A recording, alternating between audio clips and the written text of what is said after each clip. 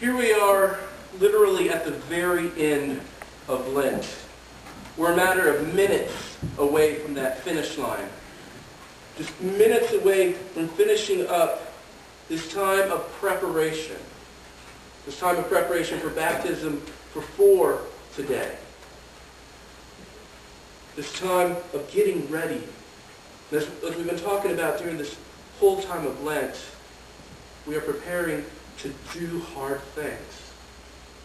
And when we look at 1 Peter chapter 4, we see how hard it really is. Therefore, since Christ suffered in his body, arm yourselves also with the same attitude, because he who has suffered in his body is done with sin.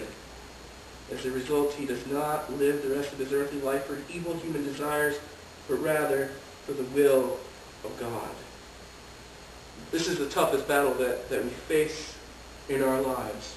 It's seeing all the good things that we think are in the world and wanting a piece of that. And many people are wanting to get a little piece of this as well.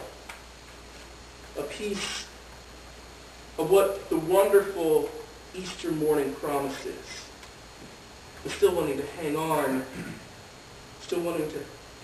to a little bit of that sin nature. As I talked about, we all have something that we tend to cling to. Paul called it his thorn in his side.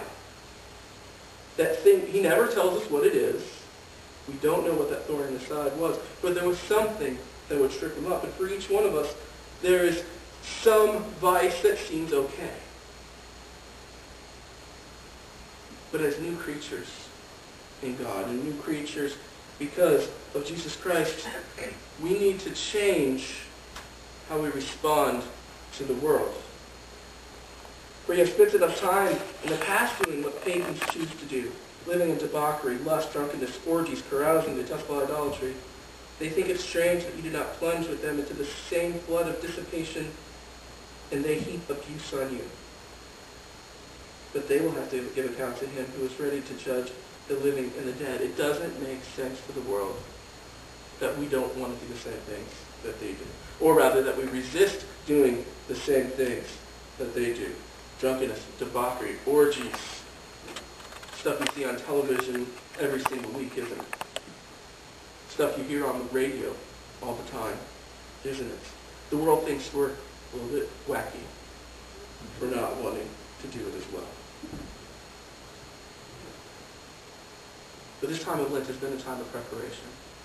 A time of being prepared to dying to ourselves, dying to that sin nature, to leave that aside.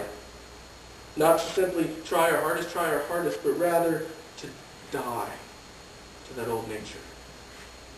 To literally, like we did last night, leave it at the foot of the cross.